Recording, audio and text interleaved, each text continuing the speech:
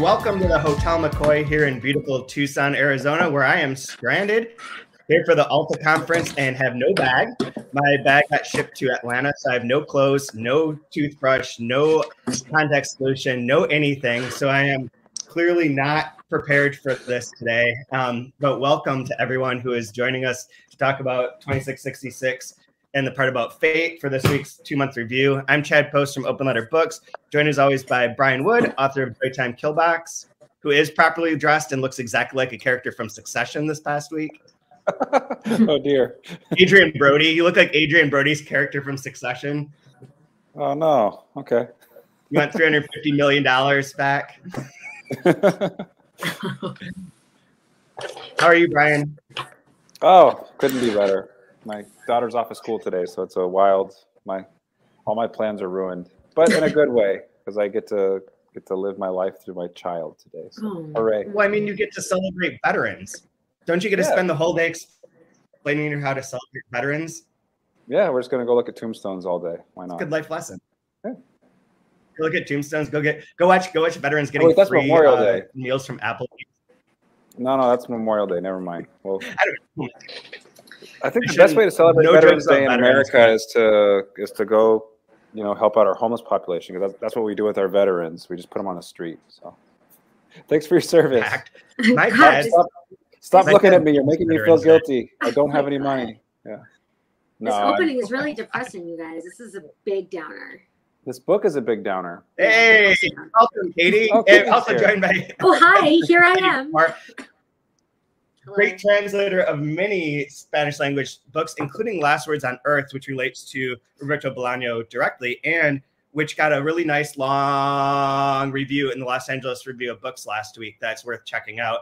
That talks about the changes between, specifically the change that Javier Serena made in Last Words of Earth of making Funes, the Bolaño-esque character, from Peru instead of from Chile, which is whatever. Anyways, it's interesting review, says some nice things about the book. And actually, I've been reading this critical book by Chris Andrews, one of the Bolaño translators, called Roberto Bolaño's Fiction and Expanding Universe. And I've only read the first chapter, which is about why Bolaño is so popular in North America. And it examines like 7 or 8 different possible reasons why he took off in these different ways. And that's all fairly interesting and fairly routine. And one of them that is routine but is really interesting is about chant. And there's even a section that there is a study that I'd never heard of called Experimental Study of Inequality and Unpredictability in Artificial Cultural Market, in which they made up a fake set of music and had these groups of people rank the music that they liked in different ways and did it a few times. And what they found is that it's essentially random, but that once people start liking something or disliking something, and they could see how many people liked or disliked it, like where it ranked, then it became like astronomical. Like it always got pushed that way. But then there's a quote from a Bolaño book that I don't know is translated into English, in which he says, "Success is no virtue, it's just an accident," which has made me think of the Last Words on Earth exactly. So yeah, that's all. Guys, I liked it's early. that. I thought that review was really interesting because it was part review of Last Words on Earth and also just sort of like a really interesting sort of critical analysis of the reviewer's sort of experience, like as a Bolaño reader. And I was more nervous about how that review was going to be because I just was, but in the end, it said some nice things about the book, but also pointed out some interesting sort of contradictions, I think, in how Javier presented Funes. So I thought it was really well considered and grateful that they did it and ran it. Related to that, or building off what you're saying, I thought it was interesting to look at Bolaño from a Spanish perspective, Chilean perspective, and North American perspective. Is sort of what gets defined there, and that he has a different sort of view in terms of like where you're seeing him from, especially in relation to like authoritarian governments. Yeah, like his I think that what was really nicely teased out was sort of like the politics of art and writing in the Latin American context, and that's something that really isn't present in Javier's like Funes rendering, is that he's not really a political figure, and Bolaño was sort of a political figure especially through his aesthetics, which is interesting. So yeah, I thought it was really nicely done. Smart review. Yeah. Yeah, and I'll see if there's more as we go along here. Chris Andrews' book has other interesting things to like bring up. He's like, I mean, as one of the translators, he's really interesting. The other, let me do one other thing from his. These are the reasons that he said that Bolaño took off in North America, and you guys can just react to them. Bolaño is an exceptional writer. Bolaño is an American writer. Bolaño is a translatable writer. Bolaño has given rise to a myth. Bolaño supplies a lack in North American fiction. Men like Bolaño's books. Bolaño has been misread.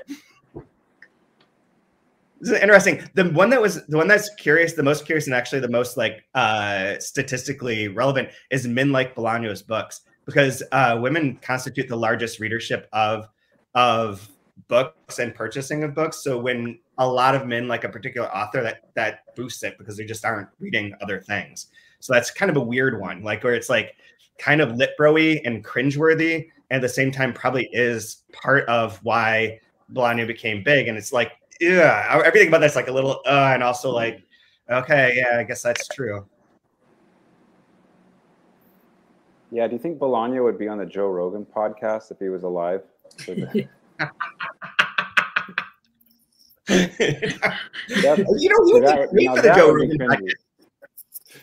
he would be great on there. He would invent so many stories, just like Joe Rogan does, but like better and not fucked up. I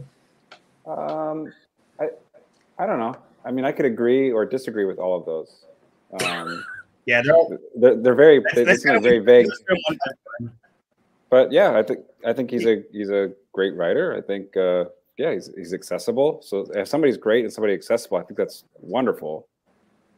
Because it's one of those, like, I don't know, it's like a filmmaker who just makes like really art housey artistic films, and like it's gonna have a very small audience because it's kind of snooty and it's not made for everybody. It's supposed to be thoughtful and intellectual, but you can also make movies that just make you feel good and are interesting and you can eat popcorn in front of, or you can actually do both every now and then, and maybe he's doing both here, which makes him accessible. I'm not going to be able to find the quote, Brian, but the thing that he says related to that exact thing is the effect that here it is, that there's like what is explained by this French sociologist Pierre Bourdieu, is that he represents a double rupture in which someone who like creates a new pathway has a general stance of, I detest X, a writer, a manner, a movement, theory, etc., but I also detest just as much the opposite of X. So it's that way you're describing, like you're not just an art, you detest like the popcorn movies, but you also detest the art house movies. And so like creating your own vision within that is through like doubly disliking the two opposing poles. And that does feel very Bolaño-like, especially in this book. This too also seems like it's in some ways a love letter to like literature. Yeah. And so if you look at a person that's going to pick up a book that weighs 85 pounds and read it, you probably love literature and don't mind being alone with literature. And so it's, in some ways, it also preaches to the choir. It is one of those books that also has like the references, like the name this one after this episode, it's specifically Firewalk with Me after the David Lynch reference, but there are references to real world, the movie, all the stuff that the real world parts that creep in or that are in there that are referenced are also usually like really compelling, I think, to readers that aren't necessarily super literary, but feel like they know where they are. Sort of the way that Lost worked, where it could reference like Watership Down, you're like, okay, or like Rousseau, and you're like, I get that. John Locke, I'm familiar. Like you feel like an affinity. There's like it's a fun game. Yeah, I brought David Lynch in at 9:20 exactly. By the way. So Katie, as a non-male that likes Bolaño, is that allowed? How do I explain that? How do I explain this? How do you explain yourself? That? Explain that to your entire gender, if you can, please. What does that mean, though? Like it's, is it like that lit bro type of stigma sort of thing? You know, it's interesting. Like I was just, as you guys were talking about, and when you said lit bro and you said men like Bolaño, what it made me think of was that men get obsessed with things. Mm-hmm. So that it's like, you know, you have these I think, I don't know, I'm talking about men as a class, and I don't really like to do that. But the idea of like the lit bro figure, you know, people that get real obsessed with a particular writer who's a genius, you know, I don't know, maybe they get tattoos referencing that writer, like they just can't stop. Dirty move. I don't know. You know, for me, I started reading Bolaño at a time in my life, like in my early 20s, where I actually, you know, I wasn't thinking then as much as I do now about reading in a feminist way, reading from a feminist place. And so I felt a little lit bro-y about Bolaño too. Like, I think lit bros don't have to be men necessarily. At the time. And I think for me now, when I'm reading it, I'm refining my ideas. And I think I probably am reading from a bit of a different perspective. And plus, you know, it's 20 years later, almost anyway, not really fully 20, but, you know, high teens. And, you know, our world is different. Like, I feel like the things that were sort of, some of the conditions, some of the disasters, some of the catastrophes that were sort of being seeded in the late 80s, 90s, and we were starting to really see them and glimpse them in the early 2000s, now are just almost even outmoded, because there are like the horror, the certain modern horrors are like so, in some ways things are even worse than we could have imagined. I have a comment on that, and then I can read you the part about the lit bro thing, because it does tie into a few things related to this podcast and specifically.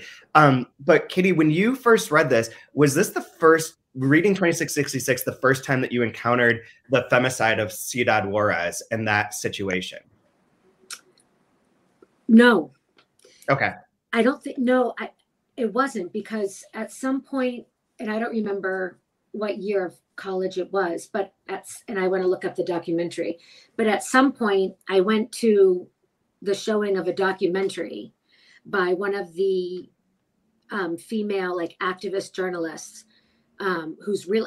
Of course I don't have her name in front of me, but who is really famous and was really famous in beginning to raise awareness of what was going on. Is it Connie Chung? It was Connie Chung. Okay. No, it was oh my God, what's her name? Was she Mrs. Murray Povett? It was Connie Chung. You're right. Totally. Yeah, it was Katie Couric. So college, you actually went to the movies to watch a documentary. That's like, I miss those days when I was like interested in things and could do that. I used to go to the Odeon Theater in East Lansing every Thursday for foreign film night for $2 and watch whatever the fuck they were showing. Oh my God. And you know, you see a flyer and you'd show up, and those are good days. I see the flyers that you are showing like Star Wars. Like all the movies that they stream for like the students for free are like just junk. They're just. Do you recall what the takeaway was after discovering or hearing about or having light shed on that subject? The takeaway for me, or in general? For you. I mean, you know, at that time too, like I think at that time, those were the days of like, it was a documentary, you know, about the femicide, or it was a documentary about Chiapas, or it was a documentary about the Brazilian rainforest. And so my interest at the time was in kind of in Latin America, in Latin American inequality and social criticism as a whole. And I was really interested in the after effects of dictatorship and transition to market economies and neoliberalism. And I wasn't as focused on how that played out specifically in the lives of women, or the position of women. And it was just sort of more of like a general interest in sort of like both the geopolitics of it, and then also sort of what the like I don't know how to describe it really. I guess it would be like the economics of violence, the economics of cruelty. Like I'm really, and I still continue to be really interested in looking at sort of like the neoliberal moment and and really like the violence and the horror that's contained within the processes that we live with and that we live on and that we live off and that we continue to do that. But I do think that we're coming into a different moment. But back then, you know, like globalization, you know, those watchwords, you know, the end of history, it was this time, you know, the triumph of democracy, the triumph of liberalism, and those, and of course there were theorists who were writing and pushing back about like what is and what was the dark side of that, like what were the conditions that make that kind of growth and that kind of politics possible. And I think we're still grappling with that, but now our economy, I mean, I guess like one thing we can imagine is when we're in this book in 2666, we're talking about the factories that make like, you know, sweatsuits or sneakers or televisions or whatever. And we're talking about like real physical goods. We're talking about in the first introduction to like these gigantic landfills and dumps is actually in this. Yeah, I think it's in this section where they talk about it's like the proliferation of material and of waste and of physicality, right? And now we're in this totally different place where it's like we're not just talking about like don't throw trash in the ground, don't pollute. We're talking about like there won't be a planet, we won't have an atmosphere. We're gonna burn. We're gonna fry. Like there's like a different sense of both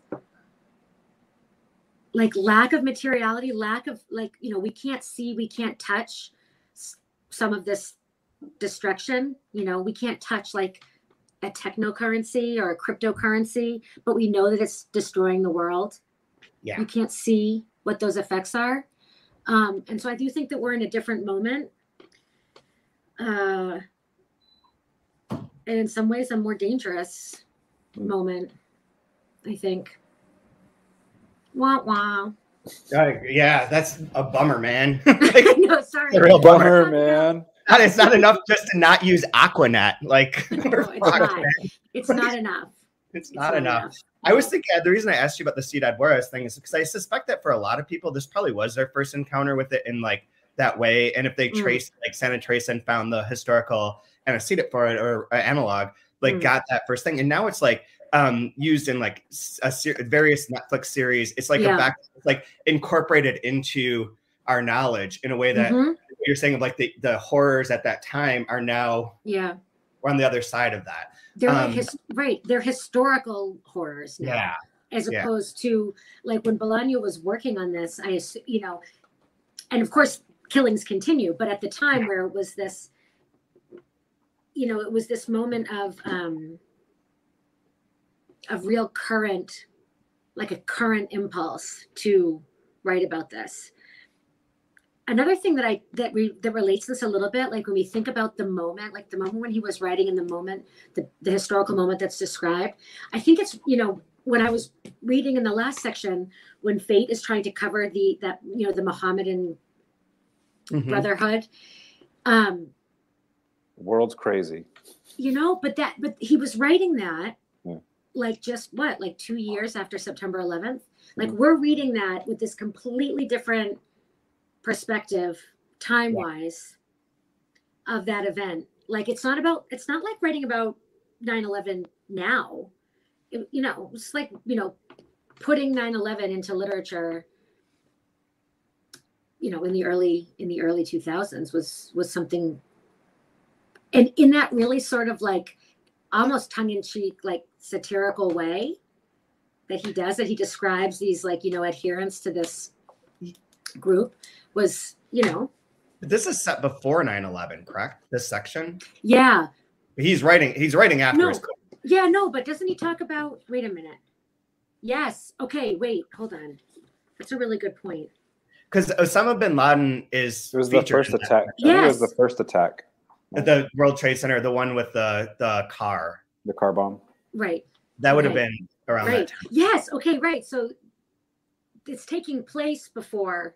Yes, it's taking place before 9/11, but being written after 9/11. Yeah. And we're reading it after, so it has a different resonance. Like the idea of like marching down in New York with Osama bin Laden. With Osama bin Laden, exactly. Is a wholly different thing Mm-hmm. in 2003 versus 1998, right. when Osama bin Laden was in a different position. So I don't want to. The thing about the Litbro thing. The only thing I was going to tell you guys is that there's a section here which there's a reviewer that talks about how that books that traditionally, according to our culture, the great books tend to be these big, long, giant books written by men, and lists like a ton of them, including this, and that's part of like culture's blind spot, and like it's inequality treatment towards females, which is only to plant a note right here of like what book we should do on the next season of this.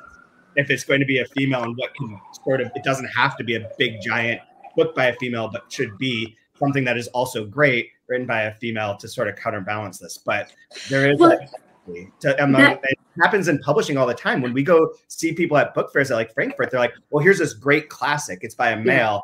Otherwise it's like, it's important. It's important. You know, it's interesting because I remember like, you know, in the intro, when you, in the past, and maybe still in this, I just sort of, I don't hear every word you say anymore in the intros, but you would say like, when we take a big giant book and we break it down, and it's like, so the idea has been like TMR is like big giant book, right? Complicated. Yeah, I mean, if you're spending 2 months on it, it's got to be so there. Yeah, exactly. So, although that's always been broken. The Rotorado was Death in Spring and a series of short stories, 4x4, Cars on Fire, and what's the third book? Yeah, but look at that. But you had to put three, the Buyosa, you had to put three books by women together to equal one work by one long. Then there's Ducks Newburyport. I know, I'm teasing. I was just going to say, then there's Lucy Hillman. Yeah. There's and Dubravka. And Dubravka, which was just one book and was just sort of, it's just a timing thing. The 3 books one was to make sure that we spread the love as far as possible under one rubric, and to get people to rejoin every 4 weeks. Yeah. And then the Virginie just worked out because it was obviously a triptych. Right, that's true. Hers could have been any one of the little ones, but we used all 3. But anyways, let's circle back real quick with what Katie was saying. That's, I think, part of why I really liked this Oscar Fate section, because it's a different, it's almost like this, there's like an economic reason for him being there, which made it kind of, him being lost in that world made it, I don't know, kind of an interesting dynamic, how crossing the border, that like going through that journey with him, I thought was really interesting compared to the other sections where we don't get that quite as much. Say more about that, Brian. Like what parts? Well, no, like you were talking about like your interest was a lot of like economic, which I think is very interesting as well. But I found it interesting that he's there for economic reasons, but it's just this vacuum of death, which is what's pushed him or sucked him into this place. And when he starts pushing back against that and saying, wait, there's something more here, it's like, just stick to the story. Like, nobody cares, kind of a thing. Just eat your tacos. Yeah, exactly. I just thought it was, I like the way that affected Oscar, and you kind of see him unravel towards the end and do something out of character for him. But yes. Yeah, go ahead. Should we get into the specific section?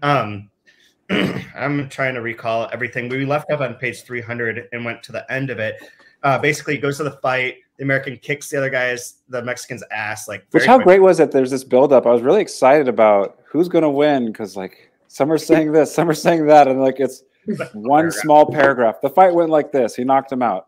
Okay. Anyways, it's like Mike Tyson playing like glass jaw Joe or whatever the fuck that character is. It was so anticlimactic. I loved it. Yeah, that was great. And then he gets involved with Charlie Cruz, Chucho Flores, and Rosa Amalfitano shows up along with the other Rosa. Is it Rosa Mendez? Mendez, yeah. Is also there. They go out to a place with the guy that owned a bunch of video stores. Remember those? and to watch the Rodriguez movie, which is just a very dirty porn. Then he finds Rosa Amalfitano, who he thinks is like gorgeous, like an angel, in a room snorting coke, unsafe, and he decides to like essentially break her out. So they escape from this compound, go to her house, and then leave to go to, of all places, Tucson, where I am. Mm-hmm.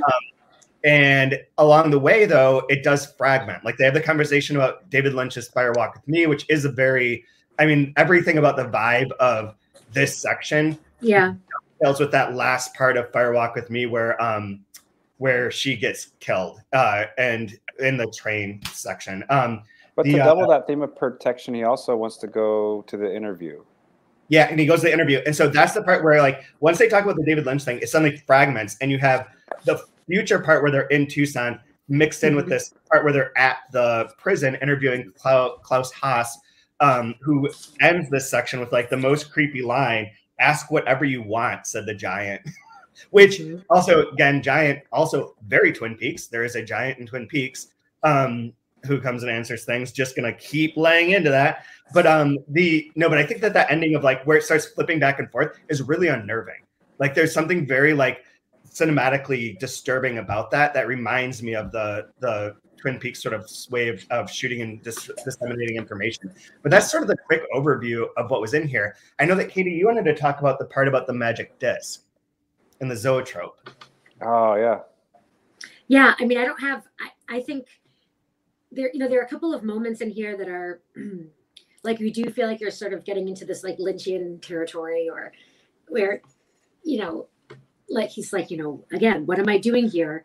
And then this strange conversation when Amalfitano, fate is not there at this point. The other thing that's interesting is that even though we're in this part about fate, at some point we are in Rosa Amalfitano's perspective, her point of view, right? Because then she's describing a time when before fate, like when the first time that like that Amalfitano is meeting Chucho Flores and Charlie Cruz, right? Wait 1 second. Is it like around 326, 327? Yeah. Basically like, I have it on 332. Of course, the Mexican and her father had met. Chucho Flores came away from this meeting with a positive feeling, although Rosa thought he was lying, since it didn't make sense for a person to like anyone who looked at him the way her father had looked at Chucho Flores. But there's this conversation, and the second time that Chucho Flores and Amalfitano meet, Charlie Cruz and Rosa Mendez are there again. And Amalfitano is like having this conversation with Charlie Cruz, and Charlie Cruz is like our video store owner guy, and he's sort of like the art philosopher too, where he's talking about film and the abyss, the vertigo, the sacred. And so he's having this conversation with Amalfitano, sort of like you would expect it to be almost like a little philosophical exchange. And Amalfitano asks him about the, what was it called? The persistence of images on the retina. What do they call that? Apparent sight or something like that? Where is it? Apparent movement. Apparent movement. Okay, apparent movement was the illusion of movement caused by the persistence of images on the retina. Exactly, said Oscar Amalfitano. Images linger on the retina for a fraction of a second. And then they talk about, the magic disc. And it's the little, and they say the little drunk man, or the little old drunk. And when you spin it, you have on the one side, you have the face of the person. On the other side, you have the bars, representing the prison. And when you spin the magic disc, it looks like he's laughing in there, but laughing in jail. And so then there's this sort of conversation about what is actually happening there. And I think it's sort of, kind of fun to imagine this as a bit of an inquiry into like, what is the nature of reality? Like what's on one side of the disc, what's on the other side of the disc. And basically, depending on your perspective, right? This person is either trapped in prison and laughing and drunk and doesn't know that he's in prison, or he's laughing at us because we think he's in prison and doesn't know it. But all along, he's free on the other side. And so I think that's kind of like a fun, kind of an interesting inquiry that they're making there. And on 335, he says, this is Amalfitano. The little old drunk is laughing because he thinks he's free, but he's really in prison, said Oscar Amalfitano.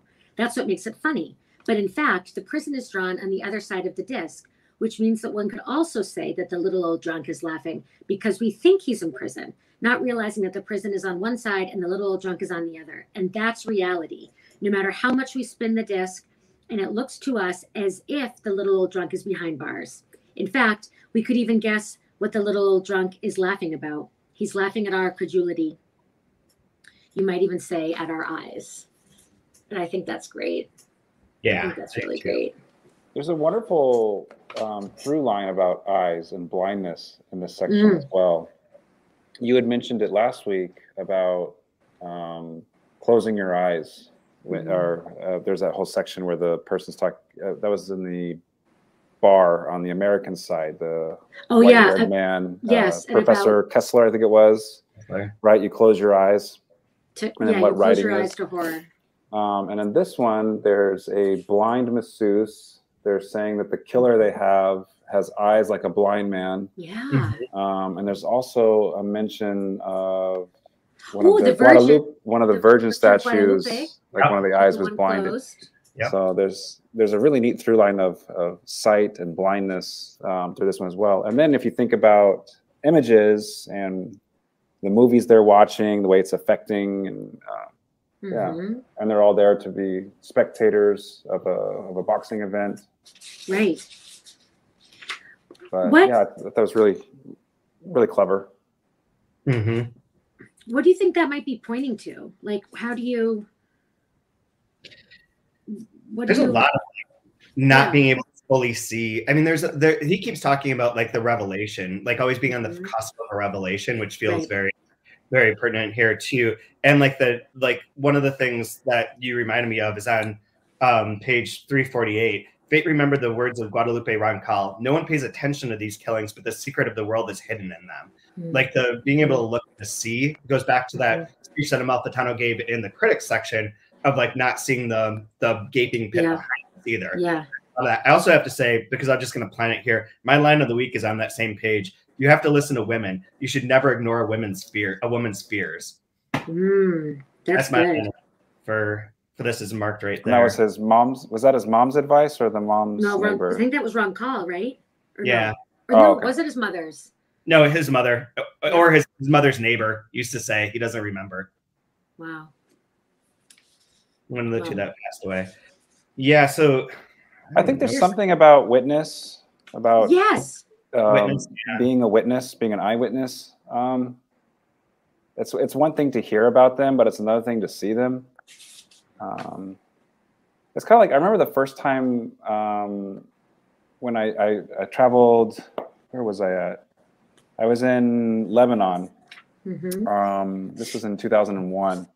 And it was like the first time I'd been to like a place that had really been war torn before. And it had been a while, but you're driving around and you see like bullet holes all up the sides of buildings from machine gun fire. Or there'll be like a window that's blown out and it has all the fire from where the RPG hit it.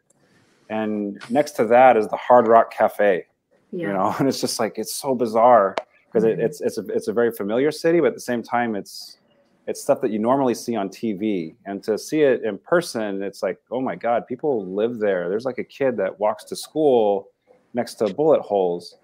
And then it just changes the way, whenever you see news now, like having seen it in person, it completely changes the way these stories can affect you. But I remember asking like, why don't you guys just tear that building down and put something else new? And they're like, no, that's like a monument to our history. Like we can't forget that. Like we need to see that. And so I think here there's something about, you hear stories about, you know, 10 dead, or all these kids got kidnapped by Boko Haram. And like, oh, that's terrible. But like, what does that actually mean? I know. Right. And like, unless like you're a witness to that, it doesn't really hit home or impact or jar you out of your normal life, and we're seeing fate like completely jarred here, and I think. I can't remember where I read this past week, but there's that number. There's a number in which you can't, once you go above that number, you can't conceive of it as individual things. You conceive of it as a whole. And I think of that in terms of the people, the deaths too, and the witnessing of them, is that once you start saying there's like 500 women murdered, 1,000 women murdered, that number is not comprehensible to most minds. The specificity of it is where you see and can understand. And that sort of relates to what you're saying too of the overall witness. Welcome. We have a guest, Dr. Andrew Martino. How are you doing? I'm well. Thank you very much for having me. I'm enjoying this. Yeah. Hi, Andrew. Katie, welcome. I have to say, I finished your translation last week, and it's phenomenal. It's really, really fantastic. So please go to your independent bookstore and buy this book. It's great. Thank you. Okay, thanks. You did your job. I'll slip you a $5 That's it. later. I can go now, right? So Andrew, tell us about your relationship with Bolaño and 2666, and a little bit about yourself. Anything you want to? I've almost been divorced because I've read Bolaño so much. He's kind of moved into my house. I got into Bolaño with Last Evenings on Earth, and I started reading it that way, and then I got sucked in. I'm kind of, all of my heroes are writers. And I become stalkish about them after a while. So I started reading everything I could get my hands on about him. So hearing and you've talked about this in your earlier podcasts about the momentum leading up to the publication of Savage Detectives and 2666 and all of those things, I was just completely sucked in. And 2666 is a novel that I read in about a week and a half. I just couldn't put it down. I've read it so many times since it's been published, and I've only read it once, actually, like you're supposed to read a novel from front to back, and now I sort of pick up different sections, different parts all the time. So I'm really kind of looking forward to having this discussion. But Bolaño is somebody who, for me, reading him was like being struck by lightning, and your whole body lights up, and it's one of those momentous occasions that we probably only get maybe 8 or 9, maybe 10 times in our reading life about those things we don't forget. So that's how it sort of affected me. I'm currently a dean of an honors college at Salisbury University. So I'm no longer an academic, but I'm an administrator, which is, won't say anything in case my colleagues are watching this, but I'm a reader first. Yeah. So, and Chad, I love the stuff that you're doing with Open Letter and 3%. And most everything I read is in translation. My PhD is in comparative literature. So my specialty is Italian literature mostly, but I'm trying to get my students to read more literature in translation. And I want to go back to something you all three mentioned earlier about, Bolaño is a kind of male author. But if you notice, the translator is female. And I think that's an important part. And Katie, you're in this category as well.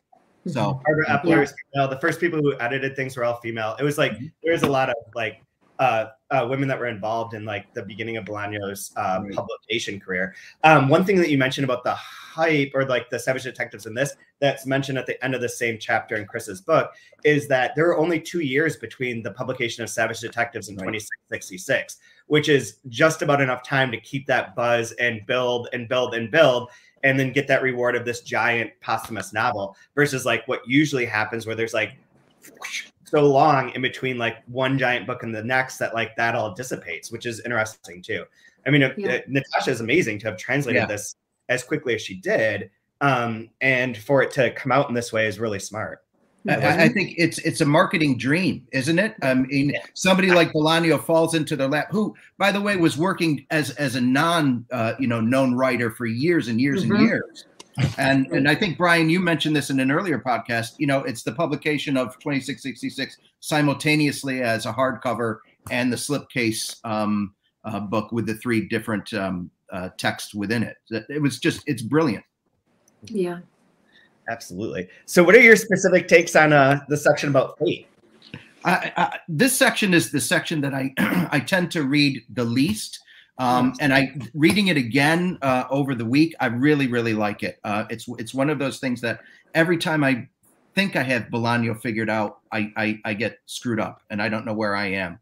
So for me, it's that part, and you all alluded to this earlier about Rosa Amalfitano. and his relationship with her and how he gets sucked in to this. And the city of Santa Teresa is this kind of place that sucks all of these characters in, and they can't leave. You know, Norton kind of escapes, but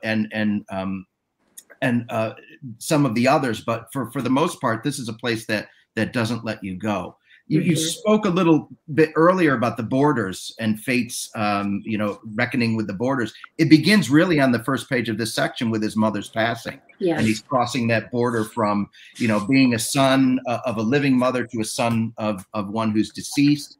His relationship with his job is kind of precarious, his situation as a writer. I find all of that very intriguing. It's also bookended with the loss of a woman in his life, and at the end, it's almost like he's trying to save a woman's life. Right. With that arc of his. Right. And Rosa is somebody who needs saving. There's this, I forgot who alluded to it, but it was in this podcast today that, you know, there's this increasing violence, this increasing threat of violence. And in a way, this is kind of the least violent chapter.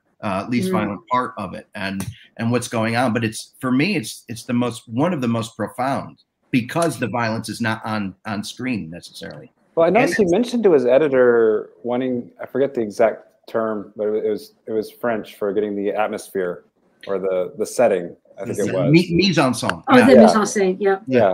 And I felt like this one, I felt the detritus of the space. I mean, when they talked about the clouds being tumors and the way the desert feels and the air, it just felt really creepy, even though there was nothing quite there yet. But I know there's a thin veil behind there, and it's awful. But I really felt atmospherically, or the setting, it was really, really upfront on this one. Yeah, and it goes back. So, I'm sorry, Katie, go ahead.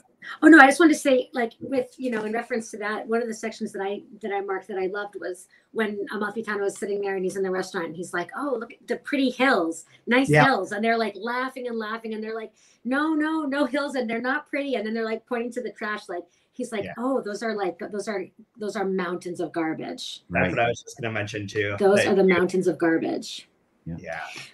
And in part one, they talk about, I forgot who says it. One of the characters says it's like a giant barbecue, right, over the city of Juarez. Yeah. With regard to the violence, something I wanted to bring up was examples in this chapter of violence against women. I mean, we have the violence of the fight, we have the violence of the sparring, we have sort of this implied, potentially, you know, this implied sexual violence. We have the violence of the Rodriguez short porn film, but then you also have this strange violence of like just your run-of-the-mill standard domestic violence. And you've got the controlling boyfriend who, you know, flips his shit and is keeping her in his orbit. You have, and she describes that scene where he comes to the coffee, when she's in the coffee shop having, you know, like gotten a ride from her classmate, and he's freaking out. And she says, like, here, where was it? I marked it because there was a parallel to what Fate sees. So she says, he's like, you whore, he says again. And then she realizes he's repeating it, you whore, he uttered with teeth clenched. This was on 336. And then she says, I'm not going anywhere with you. And she looked around to see whether anyone had noticed the scene they were making, but no one was looking at them, and she felt better. Okay. And then you have sort of, as again, the mirror or the doubling of that is back on when they're in the bar, Fate and the Rosas and Charlie and Chucho, and they're in the club, and they're singing Happy Birthday, and he wants to ask her what part of Spain she's from. This is 318. When he saw a man hit a woman in the corner of the room. The first blow made the woman's head snap violently, and the second blow knocked her down. Without thinking, Fate tried to move toward them, but someone grabbed his arm. When he turned to see who it was, no one was there. In the opposite corner of the club, the man who had hit the woman stepped next to where she was huddled on the ground and kicked her in the stomach. A few feet away from him, he saw Rosa Mendez smiling happily. Next to her was Corona, who was looking in a different direction with the usual serious expression on his face. And so again, it's like there are these moments where of just like the run-of-the-mill violence. And, you know, we see this we see this, and we see this as I think a hint of like the bigger picture is that the femicides are going to be this phenomena that's going to draw the world's eye, draw the attention. But meanwhile, it's just banal. Well, that's sort of reflected. I marked that part, and then right below it, reflected in the in a different way in the conversation between Omar Abdul and Fate. I like this, said Fate, to say something. Brother, this city is a shithole, said Omar Abdul. Well, there are some beautiful women here, said Fate. The women here ain't worth shit, said Omar Abdul. Yeah, that whole that underlying, like what you're pointing to, of like the underlying, like just kind of accepted pervasive banal violence against women is so unnerving in the section. So unnerving. And the sexual element of it. So this is this is, I think, the first time like that we're starting to see sort of the physical, the materiality of sex. Before, you know, like I keep seeing, like, you know, with the critics, and it was this, you know, strange sort of lofty mythical couplings, right, or thruplings. But then here we're seeing, like, we're starting to see women as whore, women as you know, women as property, and again, like, I think we should maybe talk a little bit about that Rodriguez video that they watch. There's a certain sense of machismo that goes along with this, isn't there? This sense of how men are supposed to act towards women. And if they don't, it calls their masculinity into question. Right. So again, it's going back to the fragile ego of a male for me. And I have to constantly reassert my power over women, because there might be situations where I can't reassert it with another male. Yeah. So there is this sense of everything that's going on. And Bolaño is so smart, and Natasha Wimmer's translation is so good that earlier, and you can miss this very easily, when they're at the fight and Fate is talking with Rosa, and I think it's Rosa Mendez, there's this very quick line where Cucho Flores is looking at him with this kind of, you know, a very kind of menacing look. You could really skip over that very easily, but I think it's important of, you know, this territorial game. Men are animals in this book in many ways. Yeah, that's interesting. Yeah, I did like the part on it's, you know, it's graphic, but he's explaining what they're watching in the video on 321. But he does, when they're penetrating the woman in 3 different places, he calls it a machine. A perpetual motion machine. A perpetual motion machine. And I really, and before you had mentioned, Katie, also the part about the prison being like a woman's body with people living inside of it. And so you take a woman's body and turn it into, you know, a thing, and then it's a machine. Like they're fucking this machine, surrounded by the death as well at the same time. It's just really unnerving. It just, I think it's really good at getting that sense of what's happening in this place. What that reminds me of, the machine aspect of it, of that, and taking that as a metaphor to the rest of these, the book and the section as a whole, is Deleuze and Guattari, who I might be mispronouncing, but the anti-Oedipal book about bodies as machines and people as machine, and that seems to really influence and run throughout Bolaño as well. Yeah, there's this part too, Brian. Just going back to our earlier comments about the eyes and about blindness and sight. In that description of the video, right in the middle of the page, it says, her eyes were fixed on the camera, which in turn zoomed in on her face. Her eyes said something, although they spoke in an unidentifiable language. So there's, like, again, the woman in this case, like, she can be possessed, but there's still something inscrutable about not just about her, but about even the way she communicates. Like, even what she's saying with her eyes in this moment is unidentifiable. Like, it cannot be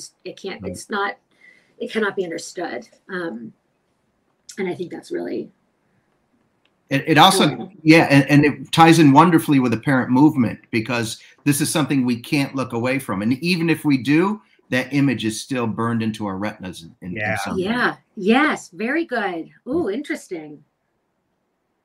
That is really very true.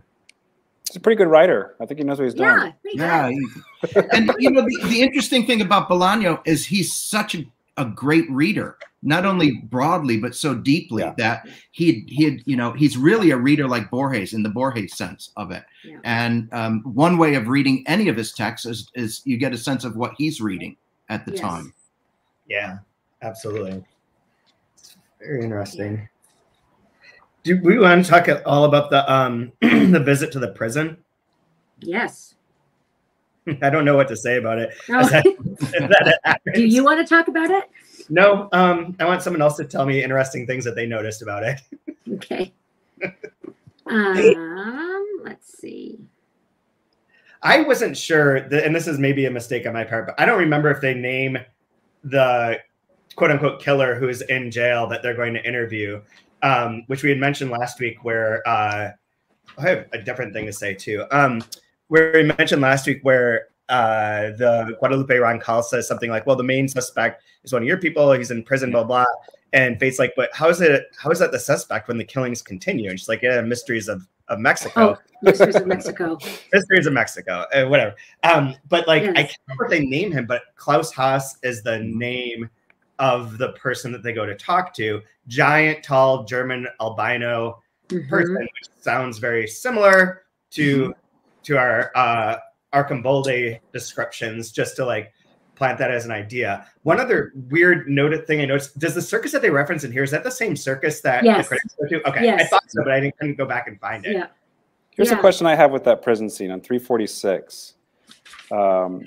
As they were waiting in the windowless room, Fate felt his penis getting harder and harder. For a moment, he thought he hadn't had an erection since his mother's death. But then he rejected the idea. It couldn't have been that long, he thought, but it could have. But just the idea of, that's like the most inappropriate time to be getting aroused. Although they do connect sex and violence a lot here. Yeah. Yeah. Obviously. I know. I like. Yeah. But I said I like that, you know, his thought process is like the irremediable was possible, the unsalvageable was possible. So why couldn't the blood flow to his cock have stopped for what really was a fairly short period of time? It's like could happen. Yeah. Stranger. But again, I just thought it was a wonderful way of like bringing it all back full circle with female bodies, death, violence, and then here he is. They're going to be interviewing the person that may have been doing all of it, and he's aroused. Yeah, well, and he's imagining. He imagined Rosa's legs on his shoulders. He saw his room at the motel again and wondered whether or not they'd made love.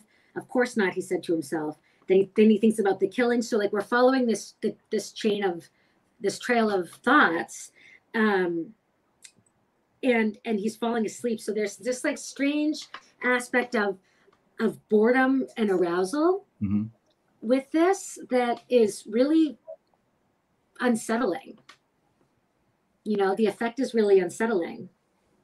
I have to write the fight story. I have to drive all night. When the sun comes up, everything will be over. Which is like, I think another kind of reference to the Roberto Rodriguez, you know, who was like the From Dusk Till Dawn. Yeah. From Dusk Till Dawn. So it's like, you know, there's something that's happening. The fact that this is happening in the course of the night as well. There's like this sort of like, again, it's like that real classic noir callback to the seedy underbelly, the boxing match, you know, the femme fatale, like, you know, kind of like the good-hearted hooker, you know, all of those tropes are present. And then it leads to this place at the prison, which is much more like what's happening here is like so strangely metaphysical. Like the effect that all of this is having on Guadalupe Roncal is very, very different. You know, Fate is like, he's getting a hard on, he's falling asleep, he's thinking about, you know, this is all going to be over. And that final image of the German coming out and like singing this traditional song about the woodcutter, like it's so uncanny. I was just going to read that section because that's a very interesting section. But the other thing was, I was thinking that the Rodriguez movie El Mariachi would probably play well to rewatch in relation to this section. Yep. And everything that you just said. But yeah, that part where, so when the killer comes out, suddenly a voice began to sing a song. It sounded like a woodcutter chopping down trees. The voice wasn't singing in English. At first, Fate couldn't figure out what the language was until Rosa, beside him, said it was German. The voice grew louder. It occurred to Fate that he might still be dreaming. The trees fell one by one. I'm a giant lost in the middle of a burned forest, but someone will come to rescue me. Rosa translated the suspect's string of curses for him. A polyglot woodcutter, thought Fate, who speaks English as well as he speaks Spanish and who sings in German. I'm a giant lost in the middle of a charred forest. Yet only I know where I'm going. Only I know my destiny. Yeah. AKA or Fate. Yep. Yep. Yep. And then it's the enormous and very blonde man. But this image of the very last sentence of this section, he was wearing black tennis shoes and white socks. Now, if that doesn't scream old man, I don't know what does. No, yeah, it's like, pointing, we're going to point to elderly, the possibility, right, or the tease of an elderly Archamboldi, right? Ask whatever you want, said the giant. Guadalupe Roncal raised her hand to her mouth as if she were inhaling a toxic gas and couldn't think what to ask. But again, like this horror, and again, like these weird callbacks to World War I, World War II, you don't really notice at first how often you're being kind of primed to make these connections.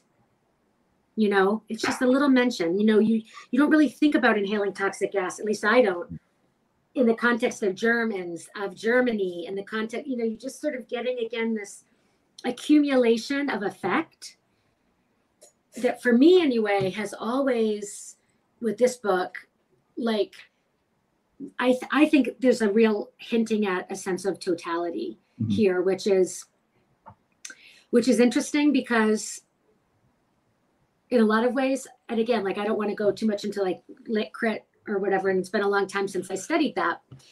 So I could be really fucking up, but the idea that like, it's very postmodern in a certain sense, and there's this fragmentation, and there's this, the elusiveness and the evasion of truth, or of one truth, of one narrative. But at the same time, for me, there's always been in this book a hinting at a totality, a hinting at something that that there is a through line of history, that there is a relationship and sort of like a subterranean connection between all things. That's what I was just going to say, is that, again, going back to Deleuze and Guattari, who are my favorite at that point in time of lit criticism sort of things, 1,000 Plateaus and the rhizomatic structure of culture and of art, like that's very much what you're describing, of that all these threads are underneath and are connecting things throughout different spaces and time, and aren't always like on the surface, but are there like a vertical and a horizontal way of like approaching this book.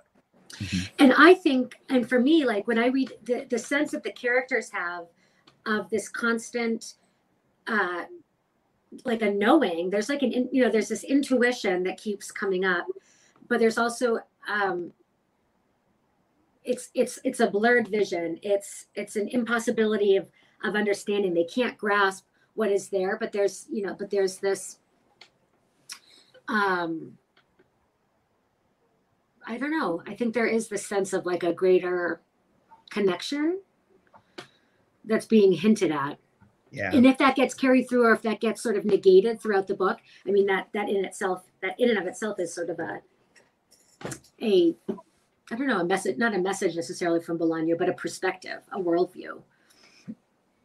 It's the killings of the women that the next part, which goes into that in really absurdly graphic detail, that is holding, it's the center that's holding all of these things together. So there is that kind of grand narrative around which these parts are built. But I really like the ending, as you read. She struck dumb, right? Guadalupe Roncal is struck dumb. She couldn't think of what to ask.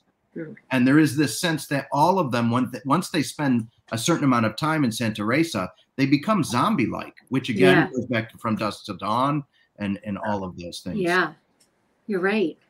He must have been writing from an outline. I can't see how he would have kept all of these disparate pieces together without thinking about different aspects and how they tie. There was, I know. No, you go on, Go Kate. ahead. No. when Emily Hall came on, she sent us some of the different artworks that she talked about, but then she sent us one that I didn't link to.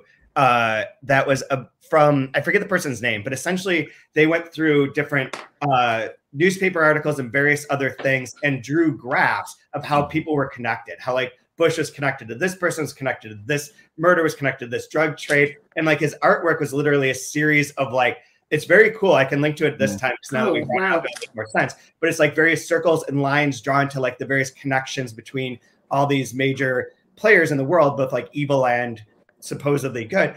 And I think she brought it up because it reminded her of how the book's constructed. And what you just said about an outline reminds me of how the book's constructed, where there are these lines that we can follow. Also rhizomatic structure of like, you can follow it from one to another, to this point, to this point, to this point. And they're all like interwoven and connected, but it's not necessarily a clear A to B to C sort of image, that there's more within that. Yeah. And you can read this book so many times following those different paths. So it's not just reading it as a novel or even as separate parts, but taking bits and pieces here and there from all of the parts and trying to put them together in a different combination. Yeah. Oh, that's really interesting. This is one of those books that for better or for worse would work really well with that kind of digital humanities sort of analysis. Where does the word abyss show up? Where does the word void show up? How do you can create those connections? How could you restructure this to follow one line? Like, it's difficult to do at least for me, I'm not that smart to like to hold it all in your head and see all those things. But that is the sort of 21st century humanities thing that you can do. You can also get a ton of index cards. Yep. And stay up all night in your dorm room, scribbling on them and then laying them out on the floor and taking like a murder back and see. Yeah, like a murder board. Like a murder board too. How old school. I know. Little pieces of string. Yes. Well, the reader becomes detective, right? The reader is detective. Isn't that the point? Yep. Yep. So do you guys want to do? You gave your you gave your favorite line. Yep. Let me see if I can find one. Do you have yours, Bri? Mine's very short. I have two actually. One is on 312. This is the second time this has showed up. The inside was decorated like a McDonald's, but in an unsettling way. I like that. And then my other quote is just a couple of lines actually from Moby Dick chapter 9. This is from the when we're getting the sermon on Jonah, and at the beginning of this we have a kind of a sermon. So yeah, we never go back to that. Yeah, I just want to give you a couple of lines from his sermon. I thought it was good. I forgot how good Melville is. I don't know why I forgot that, but let us not forget. Herman Melville. Yeah.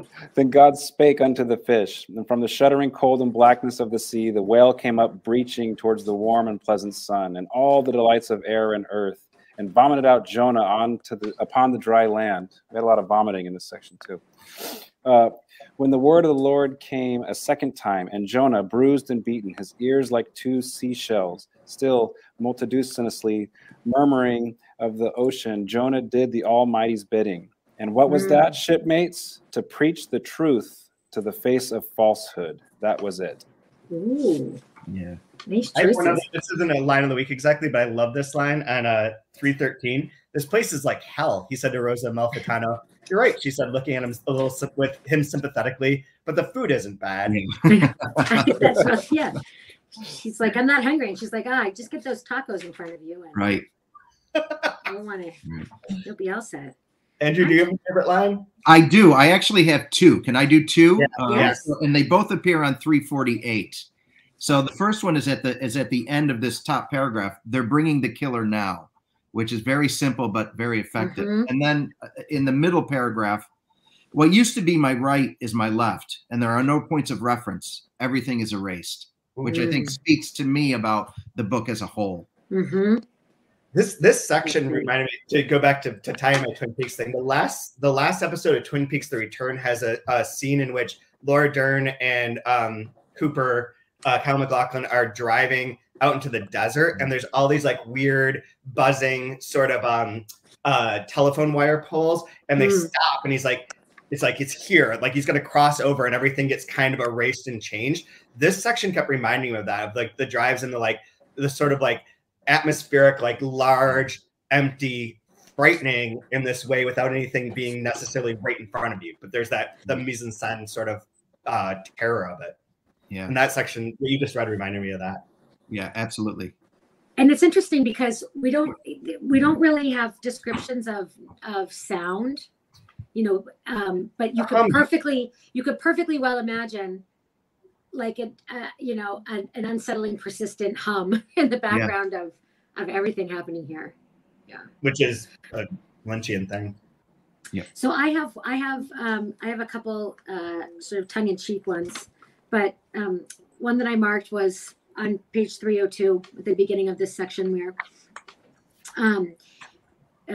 Fate gets back to his hotel at 4 a.m.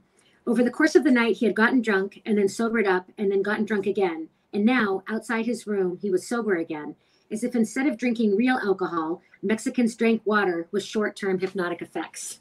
That's great. And then the other one was I thought we'd give Rosa Mendez a little more screen time. And I like when she talks about she's with Rosa Amalfitano and they're talking about, and again, like this is like it's a little, it's funny, it's a little odd. You might just kind of skip over it, but again, it's the accumulation of this sort of unsettling information that we get. So one day Rosa Mendez told Rosa Amalfitano what it was like to make love with a policeman. Mm-hmm. It's the best, she said. Why? What difference does it make? Her friend had wanted to know. It's hard to explain, Mana, said Rosa Mendez, but it's like fucking a man who isn't exactly a man. It's like becoming a little girl again, if that makes sense. It's like being fucked by a rock, a mountain. You'll be there on your knees until the mountain says it's over. And in the end, you'll both be full. And you're reading this and I'm thinking like, this is horrific. Yeah. Again, it's just another one of those, we're going to drop it in there. Just how awful, just how awful this world is. And then this is the conclusion that Rosa Amalfitano draws from this conversation. So fucking a policeman is like being fucked by a mountain, and fucking a narco is like being fucked by the air. Just like, yes, indeed. Mm-hmm. That's it. Yep. So I guess we'll end there. With that, thank you all for listening and watching this episode of the 2-Month Review. Next week, we'll enter into part 4, which is the part about the crimes, and read up to page 437. And I believe all editions have the same page numbers, so 437 should apply to everything. In the meantime, buy Last Words on Earth by Javier Serena from your local independent bookstore. You could buy it from our website, but I am the only one shipping things right now, so that will take a lot longer than you want it to. So order from someone else. And rate and review us. Tell your friends. We'll be here next week. And the one thing I didn't get to ask you guys that I'll just leave with is, what do you think about hexagons?